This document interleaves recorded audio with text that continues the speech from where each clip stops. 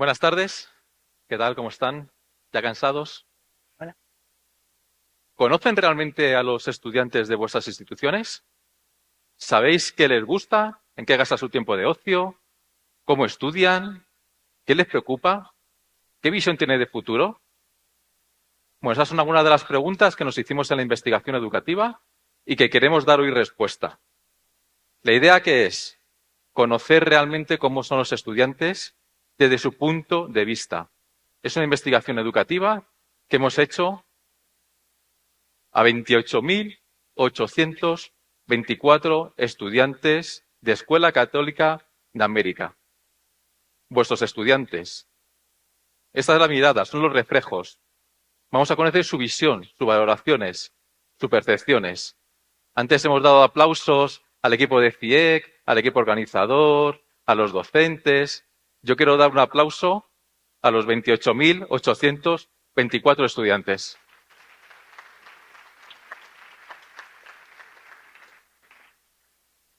Esta información que van a ver aquí es un 20% de la encuesta. Una encuesta de 43 preguntas, 16 minutos de duración, casi 30.000 estudiantes, 19 países.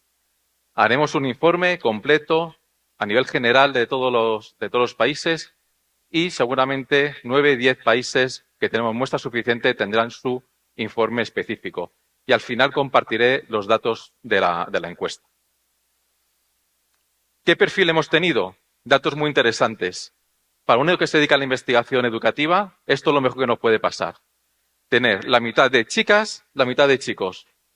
Y si consideramos que tenemos dos tipos de generaciones en nuestras instituciones, generación alfa, que son los que tienen menos de 14 años, 47%, los que tienen más de 15 años, generación Z, 52.3%. Por tanto, toda la información que vamos a ver aquí es bastante fiable, bastante consolidada. Un punto técnico. Los que nos dedicamos a esto de la investigación, cuando hablamos de fiabilidad, hablamos de error muestral. 0.5%. Apenas hay error. Por tanto, todo lo que voy a mostrar aquí lo podemos dar como algo válido, bastante fiable. Me gustaría empezar por las conclusiones. 10 conclusiones. Porque estas 10 conclusiones sí que hacen referencia a la encuesta completa. Rápidamente. Nos hemos encontrado con estudiantes autodidactas y ambiciosos, pero que están estudiando bajo presión. Les preocupa mucho su rendimiento académico, les preocupa mucho las evaluaciones. La inteligencia artificial está aquí y se va a quedar y se utiliza y no va a haber manera de sacarla. Es cierto que hay dudas y hay inquietudes también por parte de los estudiantes. Nos hemos encontrado un fenómeno muy curioso. El desafío del individualismo académico frente a la era de la comunidad. Esta era de la internacionalización, de la globalización, nos hemos encontrado con estudiantes que están estudiando solos, poco colaborativos entre ellos. La resiliencia emocional fragmentada. ¿Qué es esto? Hay dualidad emocional. Nos hemos encontrado con estudiantes que muestran cierto déficit o hándicap a nivel socioemocional.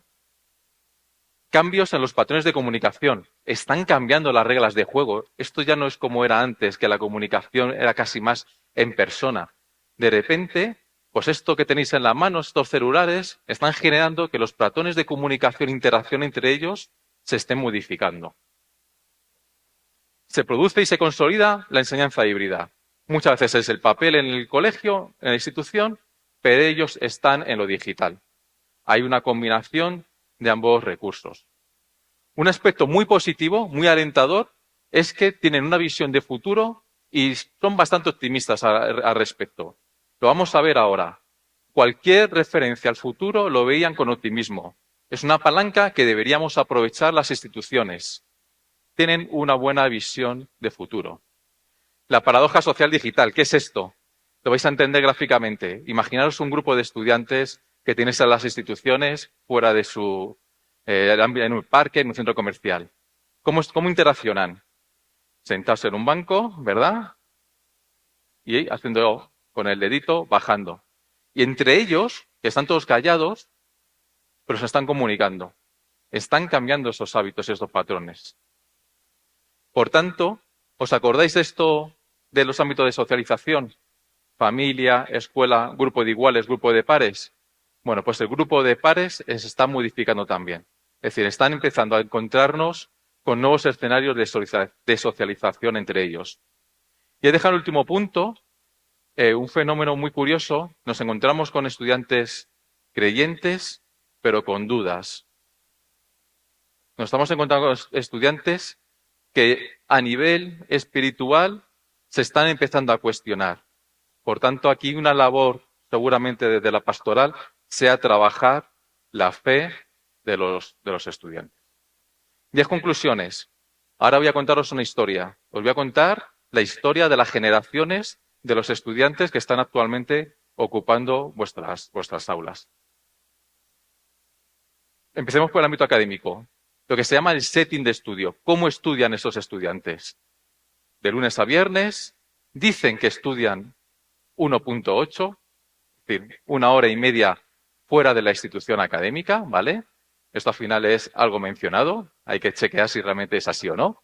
Pero bueno, de lunes a viernes, primer dato curioso, estudian por su cuenta, principalmente con recursos de Internet o con recursos de papel, pero estudian por su cuenta y en casa.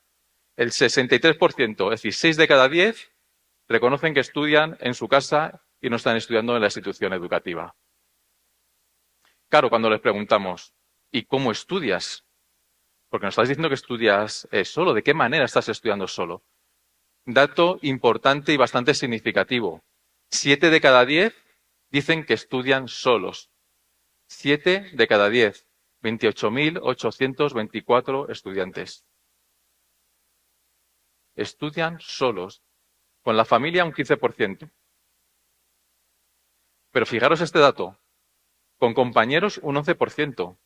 1 de cada 10 dice que estudia con compañeros. Ok. ¿Y cuál es la mejor forma de estudiar? ¿Cómo consideras que es la mejor forma? Siguen creyendo que tienen que estudiar solos. Pero aquí sí que hay matices. ¿Cuál es el primer matiz? La familia. Abrimos la reflexión de la familia, como se dice vulgarmente, abrimos el melón de las familias. ¿Qué pasa? ¿Cómo intervienen? ¿Cómo se implican? Aumenta de manera significativa la presencia de la familia. Sin embargo, los compañeros de clase siguen quedándose con 1 de cada 10. ¿Os acordáis de las conclusiones que hemos visto antes, verdad? ¿Qué pasa con... bueno, se ha saltado. La generación Z estudian solos en mayor porcentaje que la generación alfa. También son más mayores, más autónomos, con otro nivel de madurez cognitiva, etcétera. No lo he puesto, pero hay una pregunta que es, ¿cuánto de importante es para ti estudiar? Sobre 10, 8.3. Consideran que es súper importante estudiar para ellos. Y cuando decimos, ¿y para qué quieres estudiar? ¿Cuál es tu finalidad? Crecimiento personal y profesional. ¿Os acordáis lo del futuro? Aquí lo tenéis. En segundo lugar, obtener buenas calificaciones. Dato curioso, la mitad de la muestra dijo crecimiento personal. Y otra mitad de la muestra, evitar el castigo, súper polarizado. Pero nos encontramos con un tema muy interesante también, y es las diferencias que existen por generaciones. La generación Z, es decir, aquellos que tienen 15 o más años, crecimiento personal, obtener calificaciones, y ojo, se empieza a preocupar por la situación familiar. Quieren mejorar la situación familiar. Tienen otras inquietudes, tienen otras necesidades. ¿Qué pasa con la generación alfa? Menos de 14 o menos edad. Calificaciones y recompensas. Es decir, en vuestras instituciones tenéis 2 generaciones con 2 motivaciones completamente diferentes. Y cada uno a otro momento hay que trabajarlo y tenemos que adaptarnos. Claro, pensando en el futuro, decíamos, ok, veo que hay crecimiento personal. ¿Piensas que vas a iniciar una carrera profesional? Fijaros, solo un 3% no lo cree. ¿Lo veo difícil o seguro que no? El 84% dice que sí, que además con rotundidad, ¿eh? No hay dudas, no hay dudas. Seguro que sí y lo veo posible. Da igual el contexto, da igual las dificultades. Son estudiantes que están viendo el futuro desde el optimismo. desde el optimismo. Aprovechemos el contexto como una palanca de cambio. Obviamente, la generación Z respecto a la generación alfa está muy disparado, porque lo tiene a corto plazo. Son gente que están en secundaria, empezando bachillerato, media, por tanto ya están pensando en el futuro y lo tienen bastante más cercano. ¿Y qué pasa con la inteligencia artificial? Por cierto, se me ha pasado... A ver, un segundo. Es que hay una cosa importante que se ha pasado. Era esta. Cuando estábamos preguntándoles cómo estudiaban, con qué recursos, a mí no me sorprende que aparezca YouTube. ¿A alguien le sorprende que aparezca YouTube en primer lugar como un recurso? Pero si los propios docentes utilizan YouTube, es decir, no me sorprende. Que aparezcan los libros de texto en tercer lugar, obviamente, la mayoría trabaja con libros de texto, por tanto es un recurso bastante habitual. A mí lo que sí me parece ya bastante sorprendente es que en el segundo lugar, aparezca aplicaciones de inteligencia artificial con un uso bastante frecuente. Fijaros dónde acaban los podcasts y los blogs. ¿Por qué? Porque les requiere mayor esfuerzo, lectura, concentración. Un podcast de 40, 50 minutos no están con ese tramo de atención, no llegan a ese tramo de atención. Por tanto, están en el contenido visual, muy asistido, muy rápido, muy dinámico. Cuando vimos este dato de inteligencia artificial, nos vino muy bien porque, y ahora sí avanzo, les preguntamos cuál era su visión, que para qué estaban utilizando la inteligencia artificial. La inteligencia artificial la están utilizando exclusivamente para ámbito, bueno, exclusivamente, mayoritariamente para ámbito académico, para buscar información y hacer las tareas y los deberes, con mucha diferencia respecto a comunicarse, crear contenido, etcétera. Lo están vinculando directamente al ámbito académico. Esto de YouTube ya ha desaparecido. Seguramente tengan ya sus Gemini, su ChatGPT, su Perplexity, 3, 4, 5 pestañas abiertas y chequeando lo que están poniendo. Hay una pregunta que no he incorporado, pero están generando filtros de validación digital. Confían en la inteligencia artificial, pero chequean que lo que están recibiendo esté bien, porque siguen generando dudas la inteligencia artificial. ¿Vale? Confían, pero revisan.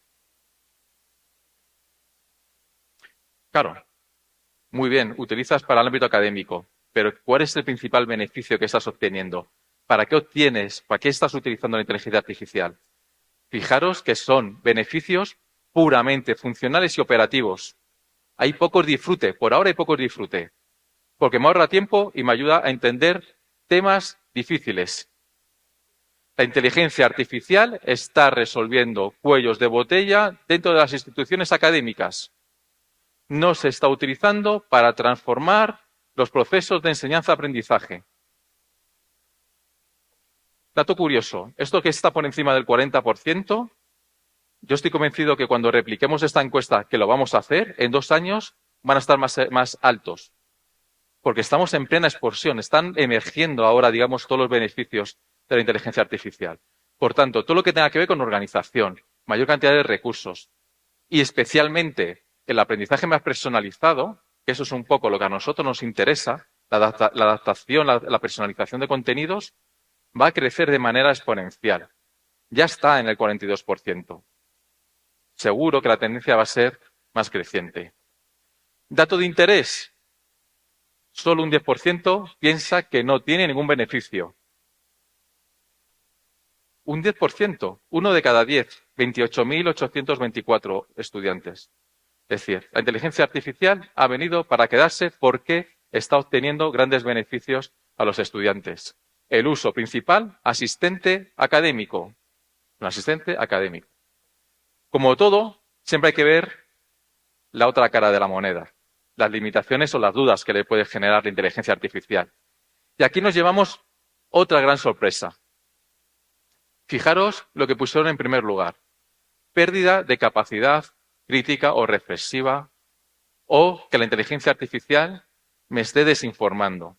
¿Os acordáis de lo que hablábamos antes, no? Decíamos que confían, pero chequean, verifican.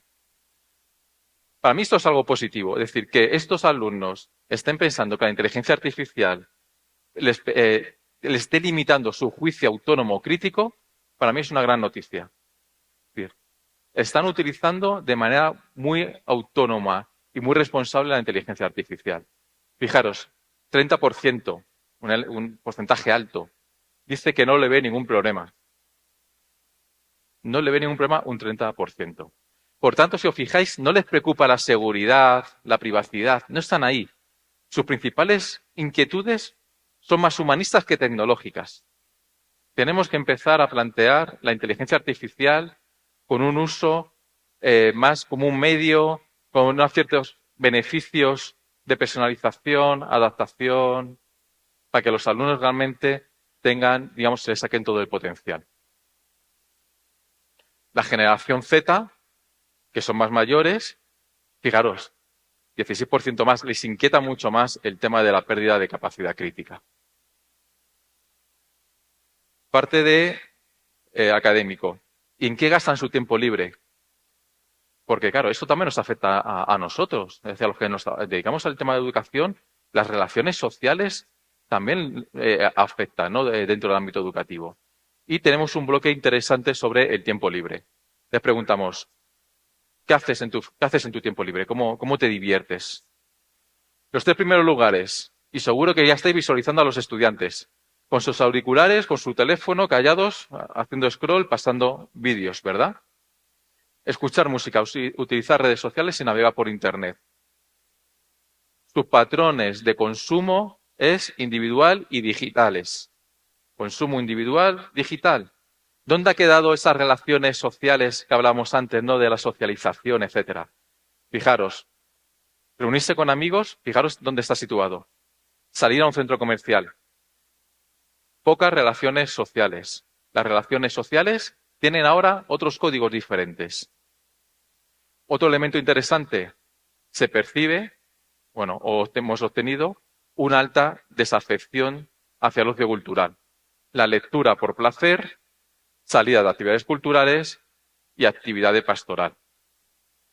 Es decir, tenemos un ocio puramente digital en el que se está perdiendo fuerza el ocio histórico vinculado con la cultura y actividades en familia.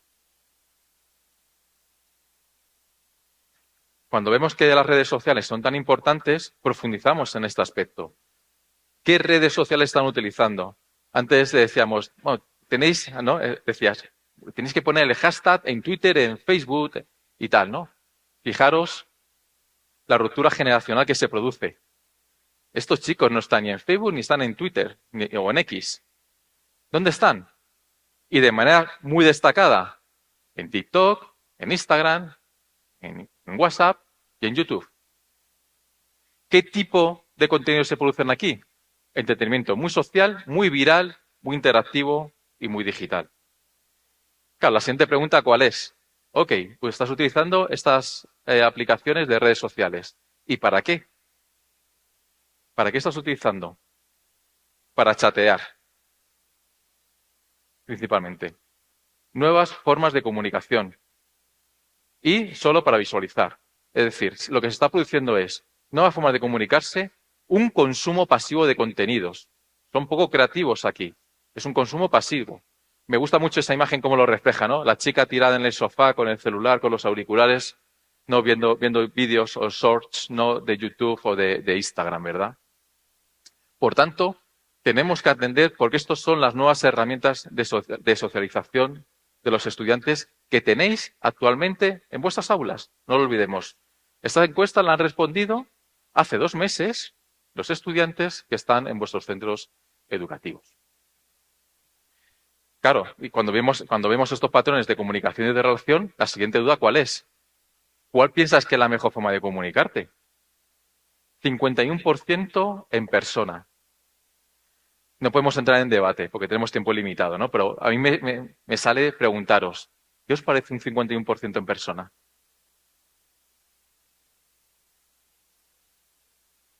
Fijaros, a través de aplicaciones, 41.7. Casi equilibrado. Pero es curioso cómo estos estudiantes, cuando le preguntas, oye, ¿a ti cómo te gustaría comunicarte? ¿Cómo es la mejor forma de comunicarte? El 51% te habla en persona y el resto lo que te está diciendo es a través de aplicaciones, por mensajería, redes sociales, videollamadas, llamadas de voz 4.5. Lo hablaba el otro día en la oficina y luego me vino a la cabeza, digo, las empresas de telecomunicación tienen que estar preocupadas. Espérate que no terminen desapareciendo, ¿verdad? Es decir, son estudiantes multitasking, que se llaman, ¿no? Multimodal, multicanal, que van a lo rápido, a lo controlable y a lo no invasivo. Y el último bloque tiene que ver con los aspectos socioemocionales.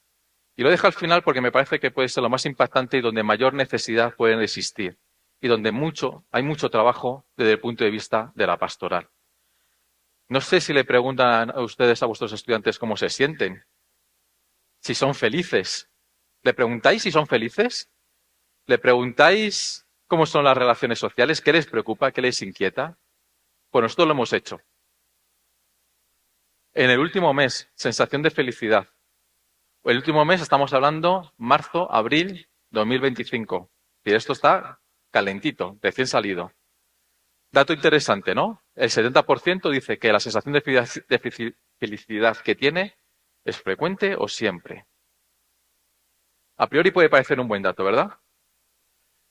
Insisto, le damos la vuelta a la moneda. Tenéis 1 de cada 3 estudiantes que no son felices.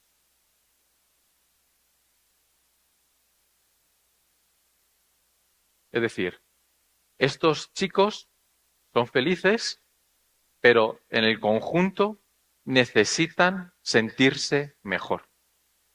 Cuando vimos estos datos, la siguiente cuestión que le preguntamos es ver su estado de ánimo. Ok, vamos a ver. Tenemos 7 de cada 10 felices, 1 de cada 3 no muestra, digamos, signo de felicidad. Les preguntamos que nos dijesen su estado de ánimo en el último mes. Datos globales. Feliz, cansado, tranquilo. ¿Os acordáis cuando os decía, ven el futuro desde el optimismo? Su proyección futura del optimismo, su proyección futura es más optimista que su realidad presente. No valoran bien, no son optimistas ahora, pero sí proyectan que van a ser optimistas, sí que ven un futuro, sí que ven que van a iniciar una carrera. Pero ¿cuál es lo interesante aquí? Cuando vemos la diferencia por generaciones. Generación Z, recordar, mayores de 15 años. Primer lugar, cansado. Segundo lugar, estresado. ¿Os acordáis de la primera diapositiva que puse? Que el 52% era generación Z, ¿verdad? De 28.824. Por tanto, el error muestra que tenemos es bajo. La generación alfa, ¿cómo están ahora? Felices y tranquilos. Si ya sabemos que tenemos una generación alfa, que son los que tienen 14 años, que están felices y tranquilos, y los que tienen más de 15 años resultan que están cansados y están estresados, adelantemos no. Tenemos que adelantarnos. No podemos dejar que los alumnos, según van pasando los cursos, se nos vayan cayendo en su estado de ánimo. No podemos dejarles que se nos vayan. Tenemos que intervenir de alguna manera. A esto me refería yo antes con lo de la resiliencia emocional fragmentada, como habéis podido ver. Claro, vemos estos alumnos que estén en estrés. Pues le dijimos, ¿cuánto es tu nivel de estrés? Puntúame del 1 al 10. ¿Qué obtenemos? Que estamos viendo patrones normalizados de estrés entre los chavales. Es decir, nivel bajo solo un 37%. Obviamente la generación alfa que ahora veremos está este porcentaje más alto, tiene menos estrés. Pero tenemos muchos alumnos con un alto nivel de estrés. Tenemos que hacer una regulación emocional de los estudiantes. Cuando dijimos, ¿y cuáles son tus ámbitos de estrés? Fijaros, rendimiento escolar, 7.5 sobre 10. ¿Os acordáis la primera conclusión? Autodidactas, ambiciosos, pero bajo presión. La presión viene dada por el rendimiento académico.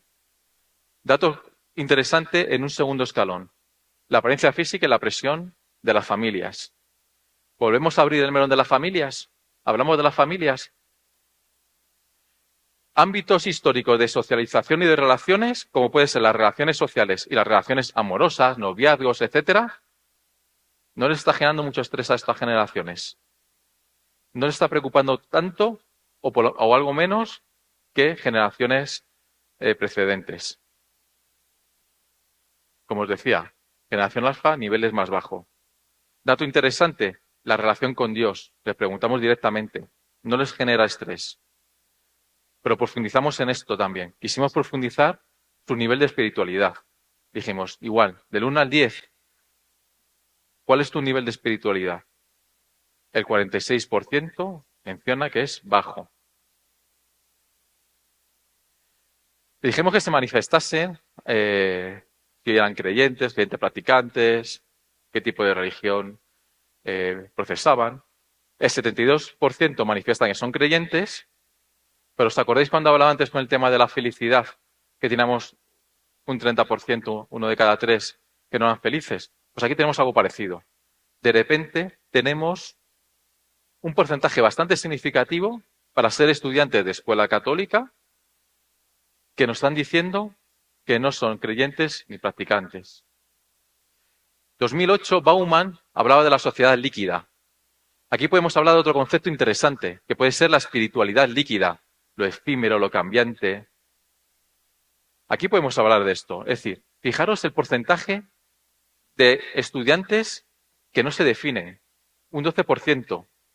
Y luego tenemos un 8% que es espiritual, pero que no es religioso. Parece que ya están cambiando también ciertos patrones a nivel espiritual aquí, ¿vale? Si tenéis un 28% de estudiantes en vuestras instituciones, que podemos hablar que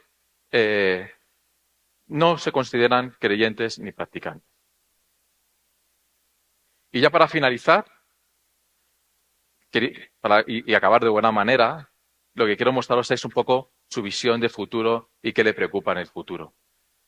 Datos también muy interesantes y bastante curiosos. Del 1 al 10, lograr un buen trabajo, 8.3. Les inquieta encontrar un buen trabajo porque saben que es una manera de progresar. Dato interesante, fijaros, la salud física y la salud mental. Están inquietos por su salud mental y su salud física. Esto es un nivel de madurez bastante importante. Y además, no hay muchas diferencias entre las generaciones, ¿eh? No es un tema de que la generación Z, que son más mayores, estén pensando en esto. Es que los más pequeños, la generación alfa, menos de 14 años, también están aquí. Los valores religiosos, fijaros el lugar que ocupan, ¿vale? No tienen tampoco, digamos, mucha preocupación de futuro. Aquí tengo que abrir un paréntesis y deciros una pregunta que no he puesto. Les preguntamos por la relación entre los docentes y la relación entre los compañeros. 3 atributos positivos, 3 negativos. En ambas relaciones siempre salieron los atributos positivos en primer lugar. Confianza, respeto, solidaridad, compañerismo, ¿vale? Por tanto, todo el tema de los valores religiosos parece ser que más o menos se está calando entre los chicos. Y también dato curioso, cómo los avances tecnológicos están en último lugar y no les preocupa. Claro, esta encuesta la ha hecho una persona de la generación X. También sí me preocupa el tema de los avances tecnológicos. Ellos lo tienen súper integrado. No es una preocupación la tecnología. Es decir, esta pregunta, este ítem, recordadme que lo quite en la próxima encuesta. No tiene ningún sentido preguntarles por los avances tecnológicos a los nativos digitales 100%. Es una preocupación más nuestra, de otras generaciones. Por tanto, nos estamos encontrando con una generación muy en tránsito, muy pragmática, les preocupa el empleo y su salud, tanto física como emocional, y una generación fragmentada en la que está predominando lo individual frente a lo colectivo. Y muy optimista. Fijaros el dato. Es bastante contundente, ¿no? 81.5.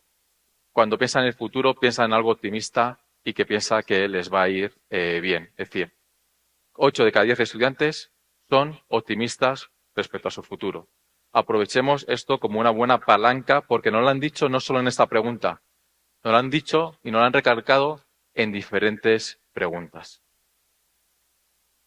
Ya para acabar, les devuelvo la pregunta. Después de ver los datos, ¿conocen a los estudiantes de vuestras instituciones? ¿Qué hacemos con los datos? Porque os he presentado muchos datos. Olvidaros del número, del porcentaje, de las gráficas.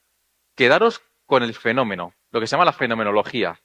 ¿Qué vamos a hacer con estos estudiantes que les preocupa la salud mental, su salud física, cómo son sus relaciones sociales, cómo están estudiando, el rol de la inteligencia artificial? ¿Qué vamos a hacer con todo esto? No es un tema solo de mostrar datos, gráficas y que quede muy bonito. Es un tema de que tenemos que tomar decisiones, tenemos que tomar acción con esto. Entonces, aquí está el debate, ¿vale? Que yo creo que además estos días se va a hablar mucho sobre inteligencia artificial. Antes decía el hermano Jean-Paul que él quería hacer una ponencia más inspiradora. La mía no es inspiradora, la mía es pragmática.